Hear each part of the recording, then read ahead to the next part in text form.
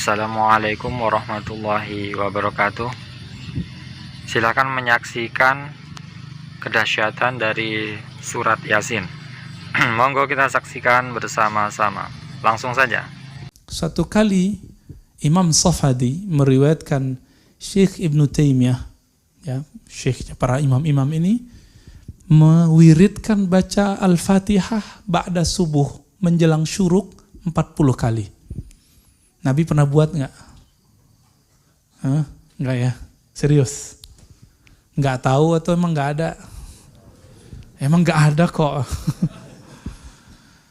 Lalu ditanya oleh seorang muridnya, wahai Tuan, kenapa Anda baca Fatihah 40 kali? Nggak dituduh, syubhat ente. Nggak ditanya, kok dikonfirmasi. Ini yang kita sebut dialog tadi. Apa jawaban beliau? Aku membaca Fatihah 40 kali untuk wirid supaya Allah fatah. Allah buka kepadaku pemahaman satu ayat yang malam tadi mentok. Jadi malam tadi beliau baca ayat, selevel imam mentok gak paham-paham. Kalau antum mentoknya tiap malam. Satu ayat mentok, terus dibaca Fatihah biar kebuka. Benar, di ayat ke-40 kebuka. Saya jarang sekali menikmati baca surah Yasin, karena jarang ikut Yasinan. Ya. Mungkin antum lebih hafal Yasin daripada aneh. Ketika pergi ziarah ke Uzbek, kampung Imam Bukhari, kampung Imam Ahlus Sunnah, Abu Mansur Al-Maturidi. Di situ pimpinan rombongan bilang, ayo baca Yasin yuk. Saya mikir, wah Yasinan nih. Tapi karena saya nggak mau debat, saya ikut aja ya. Kan ingat satu hadis, walaupun hadisnya dhaif menurut beberapa syekh, tapi disalihkan, dianggap baik oleh Imam Abu Daud. Iqra Yasin ala mautakum. Bacakan Yasin untuk orang yang wafat. Maka saya ikut husnuzon dengan baca ayat, dengan baca hadis itu. Kita mulai baca Yasin. A'udzubillahi minasyaitonirrajim. Bismillahirrahmanirrahim. Saya baca Yasin. Itu bergetar Pak. Buru masih berdiri semua. Wah, ini kok beda sekali baca Yasin yang di sono sama yang di Bandung ya. Yang di Bandung, yang di Ciputan, yang di Depok kok beda gitu rasanya. Yang di Jakarta kok beda. Saya ikutin terus, gituin terus. Ternyata selama ini saya ngerasa ustadz. Merasa diri ini sudah pinter, sudah alim. Waktu itu udah malam, kira-kira jam 8, saya merasa diri saya murid. Saya ikut aja deh gitu. Jadi mengalah sedikit, mau dipimpin oleh orang, ternyata Allah buka di situ. Baca satu huruf di surah Yasin itu, satu huruf itu saya tahu maknanya. Ada maknanya. Satu kalimat itu indah sampai akhir. Pengen lagi baca Quran di sana. Yang merindukan lagi baca Quran di sana. Saya nyesel kok saya baca Yasin doang. Kenapa enggak baca Al-Kahf, baca Al-Mulk, biar tambah banyak yang kebuka. Sekarang saya baca Yasin enggak ketemu rasa itu. Bergetar itu enggak ada Pak. Bergetarnya cuma sedikit. Kenapa itu? Ternyata sang imam itu suka dulu baca surah Yasin. Ayat favoritnya kira-kira begitu. Nah, bid'ah enggak? Ada dalilnya kok. Ini ingat antum. Jika ada satu amalan berdasarkan hadis yang dhaif, dia tidak bid'ah. Loh kok gitu? Kan masih ada dalilnya. Itu yang disebut bid'ah apa? Satu amalan yang tidak ada dalilnya. Yang tidak berlaku hadis dhaif itu untuk hal halal haram dan sifat Allah, akidah. Surga neraka hari kiamat itu nggak boleh pakai hadis dhaif. Siapa yang ngomong gitu? Imam Salafus Saleh, Imam Ahmad bin Hanbal, imamnya Ibnu Taimiyah. Ibnu Taimiyah itu ikut beliau. Disebut Sayyidus Salaf, penghulu ulama salaf. Apa kata beliau? Idza rawaina fil halali wal haram tashaddadna. Jika kami meriwayatkan hadis mengenai halal haram, kami ketat. Yang dipakai cuma sahih hasan. Wa idza rawaina fi ma siwa dzalik tasahalna. Ya. Jika kami meriwayatkan selain halal haram, maka kami melonggarkan. Maka Imam Ahmad terkenal sebagai imam yang membolehkan hadis dhaif. Banyak yang ngeles, enggak, hadis dhaif yang dimaksud hadis hasan. No, bukan. Kita bisa buktikan berapa banyak amalan Imam Ahmad bersumber dari hadis dhaif. Banyak, Pak, banyak sekali. Dan itu menjadi mazhab Hanbali. Oleh karena itu bermazhab adalah amalan salaf. Yang mengatakan bermazhab luar salaf itu telah mengingkari sejarah salafus saleh. Malane sik ra wajib lah cara fikih kowe wajib maca bismillah cara hukum tauhid karena tadi kalau kita tidak baca bismillah jangan-jangan kita meyakini mangan iku mesti wareg nak ngombe mesti seger padahal kata mesti iki sing dadekno sirik karena seakan-akan makan itu punya kekuatan yang luar biasa. Paham sih kalau maksud? Malah bismillah itu penting sekali, sangat-sangat penting. Karena untuk menetralisir adat sing mulane wis pokoke bismillah. Mulane bismillah dari ulama sing pun usul kan bismillahirrahmanirrahim kabeh maknane Quran disimpen Fatihah, Fatihah disimpen ning bismillah. Ya bismillah wis hurufe mok 19 sampe tau ngitung kan. Aku wong alim ora tau ngitung lah tetep ora. Perkarane ya maca kitab itu dadi aku pokoke bismillahirrahmanirrahim ku jumlahe pinten? 19. 19 iku disimpen ning bak. Wis 19 karek sithik disimpen ning bak. Kabeh ulama nyingkat bak iku bi kana makana wa bi yakunu mayakun. Bi sebab kekuasaan ingsun Allah kana makana yang ada menjadi ada wa bi yakunu mayakun dan karena saya saja yang akan ada menjadi ada. Jadi anak putune Ruhin ya saiki dalam skenario ne Allah. Mbah-mbah Ruhin sing dipilih iku ya dalam skenario Tuhan. Di bi kana makana wa bi yakunu mayakun. Lane kula suwun mbuh pas mangan pas turu. Nak lali yo dibaleni ning tengah. Jare Rasulullah bismillahi awalahu wa akhirah. Jadi misalnya tengah-tengah mangan lagi eling atau tengah-tengah jima, tengah-tengah nopo lah pokoknya sing iku kon maca. Iku ini penting. Karena tadi kenapa terus setan mutah-mutah tadi? Sebenarnya setan ini ya seperti kita kan biasa, jenenge wong ra duwe dhuwit ya ora iso ayem, wong nak ra mangan ya lesu. Mosok ape mangan donga. Kita kan sudah dengan entengnya ngomong gitu. Mosok wong mangan donga jenenge wiridan tok ya lesu nak ra mangan. Kita ini sebagai muslim biasa ngomong gitu kan lucu kan. Di saat yang sama kamu yakin Allah punya makhluk yang jenenge malaikat tanpa makan bisa hidup. Lalu kalau ada protes, tapi kan manusia, kesiku malaikat. Lho bedanya apa dalam mata Tuhan? Dalam pandangan Tuhan. Malaikat ya tidak berkutik. Malaikat itu siapa tuh? Makhluk kan? Bisanya gitu juga karena kekuasaan Allah. Manusia bisanya gini juga karena kekuasaan Allah. Tidak ada bedanya. Makanya malaikat ya wiridan kebanggaan ya bismillah, kita ya napa? Bismillah. Itu disebut bismillahirrahmanirrahim. Nah tapi kita mau coba bismillah itu juarang.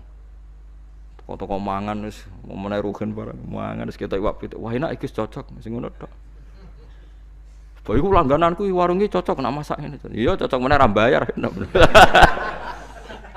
Tambah cocok meneh. Kalau di kanca lomo tapi rada elek cangkeme. Ngerjajakno kancane tak enak-enak. Yo nyerah bayar. Lomo kok cangkem elek lho. Mun ya mulai saiki jogeman gak maca bismillah. Mergo bismillah niku nyimpen bi kana makana wa bi yakunu mayakun. Mulane Firaun nganti jaduke ngono mergo nulis bismillah. Firaun mletene ngono mergo duwe ijazah apa? Bismillah. Yo Firaun sing terkenal. Mergo dekne ngerti kekuatane donya ku pangeran. Mulane Firaun akhire iman senajan imane ra ditampa apa. Mergo dekne ngerti kekuatan iku ngerti. Lah saiki lha carane piye? Carane gampang iku mau. Manusa iku wis kadung digawe pangeran. Ya wis ngene iki. Ya iku kersane Allah. Lah nek malaikat ora usah malaikat, mbek iwak oke beda. Manusa nek ning banyu kok urip, mati yo. Nek iwak ning darat kok urip. Apa iwak iso nentokno fisike nek ning darat mati yo ora iso. Ngerti-ngerti nek ning banyu urip nek ning darat mati. Lah ke wali anak ning banyu mati. Ora usah mbek malaikat beda mbek iwak lah yo. Padha ora roh iwak ngalami ngono ya ora roh, kowe ngalami ngene iki ya ora roh, sing ngerti-ngerti sing. Berhubung terus dielem karena manusia bernafas dengan insan ngene-ngene, nak iwak manusia bernafas mbek paru-paru, nak iwak ambek insan sing gawe paru-paru ya sapa sing gawe insan? Ya sapa? Mana wong alim mbok terangno. Ya sok kan nerangno pangeran. Dadi nak cara wong-wong sing wis wusul be apa wis pokoke wis ngono iku pangeran. Tapi zaman saiki muni-muni pangeran ku jare gak ilmiah. Ilmiah semuni karena dengan paru-paru ayo repot to. Kok sing bener ra ilmiah, sing goblok ilmiah lah. Akhirnya sing goblok ku dokter, sing bener kiai desa ayo repot to. Wis sabar. Soalnya zaman akhir itu kula cara pantes tak ketokno tenan keramatku, tapi wong kok nuruti nafsu. Ya perkarane ngoten niku. Dadi eling-eling ya terus kula suwun tak latih iman cara Quran kan eling-eling awalan apa marra. Nggih, eling-eling ansyaha awwala marra. Dadi anggere ana wong kan iku kan ceritane tiyang kafir teka nang Kanjeng Nabi, beto balung sing sudah membiru, terus diremes-remes, terus disawara wajahe Nabi. Mat, mosok wis dadi balung kaya ngene tangi meneh. Iku ora akal-akalan Mat. Iku ora masuk akal. Paham nggih? Fa idza huwa khosimum mubin. Dadi manusa iku tukang para padu. Mergo pikirane wis ajur ngene ra mungkin dadi manusa meneh. Terus Kanjeng Nabi dielingno pangeran kon nerangno ning umat nak Allah iku kuwasa gawe sing sepadane iku. Awale salladzi khalaqas samawati wal arda biqadirin ala ayakhluqa napa mislahu. Mosok zat sing iso gawe langit bumi ngono detaile ngono gedene tirimo balekno wong mati ra iso. Terus kon muni bala. Bala kuwi sakjane omongane kita jawab napa bala. Malane sakjane nak wakaf ki awale salladzi khalaqas samawati wal arda biqadirin ala ayakhluqa mislahu niku wakaf. Terus bala. Bala maknane kita bilang napa bala. Saniki ilmu ngeten iki pun mati. Ora mati piye sing NU sing biasa wiridan ngono nak mbok waca ping sakmene iku rezekimu jembar. Waca sakmene tolak santet, tolak bala. Dadi sing gedeng darani bid'ah, sing maca jebule mok tolak bala. Akhire wong alim kados kula tersingkir kan. Gak duwe fun kan. Untung ana wong bingung-bingung kok sampean ngaji ngene iki. Lumayan go kegiatan nerangno. Dadi asline kula ya santai. Muatekno wong tenan. Apa meneh wiridan Yasin ping 41 ku wis masyhur tenan. Keramat tenan jeneng wong sing maca Yasin piro? 41. Kalau wae kudu kalah keramat mek sing maca 41. Kalau di kanca wiridane Yasin 41 niku hari terakhir ini berapa tahun maca iku. Niku langsung lawange kebuka iso mlaku tok wali songo. Fi saatin wahidah saat itu juga. Keramat tenan saiki sugih. Ya barokah wiridane sudah mesti. Tapi sering kula tantang, kowe anggere mlete aku tak bredel keramat. Mergo iku kurang ngajar tenan. Aku ulama sing nerangno maknane Quran mbok saingi mbok wiridan 41 terus dadi dhuwit. Ya sempat pede. Lah jajal pede. Lah yo nak wani jajal. Mikir dekne sesuai. Ketoke kalah kula Gus mboten-mboten. Wadah wis tak wancam tenan den, macam-macam bredel tenan kowe. Quran turun ra kanggo ngene iku. Andai kan surat Yasin menjelma dados iso diskusi mesti mihak kula lah. Artine sampe tak omongi Yasin jenengan kanggo jan niku dadi dhuwit, nek gage kula dadi ilmu terus wong seneng pangeran.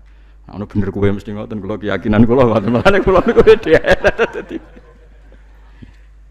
Mergo kula sing iso nerangno ansyaha awalamar. Dadi wong kon eling awalan apa marra. Ya mun nang ngandel kula. Kula bolak-balik nerangno nek sampean ora iso diterangno api-apian ya tak terangno elek-elekan. Ya elek-elekan kula nerangno ngaji teng pundi-pundi kula mboten bosen ngeling-elingno. Wong nak roh pupune wong wedok ta roh susune iku syahwat. Oke, misale iki sahabat. Tapi nak wong alim kados kula ngerti, ya sesuai awal amarroe. Misale ruhin bae bedigasan ngene, roh pupune wong Afrika udo sak susune ketok ki syahwat ta ora? Gak syahwat. Mergo awal amarroh ruhin didesain iku desene organ-organe sarape ora iso sahabat wong Afrika. Saiki nek ngono sahabate krana roh susu apa krana awal amarroh? Krana awal amarroh. Buktine padahal ada kaidah. Jenenge wong lanang roh susune wedok mesti sahabat. Saiki ruhin dudono susune wong Afrika. Sahabat ora kena sahabat yo parah berarti. Tapi masalahnya takok wong kelainan kok dijawab repot. Gak jawab. Misal ke Melayu apa ora? Melayu, jare Melayu. Tapi orang Afrika, nyatane kula sering ndelok ning TV, Miss Afrika diperkosa. Dari wong Jawa, ngono dikekno aku ora gelem kok nganti diperkosa. Mergo desainnya awala marrah. Ya begitu juga masalah pitik. Nggih ngoten kula mun nyontokno bola-balik. Tae wong didesain nak roh tae wong jijik. Tapi cara pitik iku pizza, menarik. Ya pancen awal amare wis beda pitik mbek wong iku beda. Mulane jare wong alim. Tae iku mambu ta ora? Ya karek awal amare iru nek takokno pitik ya. Ya sedep, tapi jare manusa mambu. Tapi kowe mangan daging pitik, cara pitik jahat. Kanibal wong kok mangan pitik. Terima kasih karena sudah menyaksikan kajian dari Buya Ar-Razi Hasim dan juga Gus Baha mengenai kedahsyatan surat Yasin. Kami ucapkan terima kasih. Kami akhiri, wassalamualaikum warahmatullahi wabarakatuh.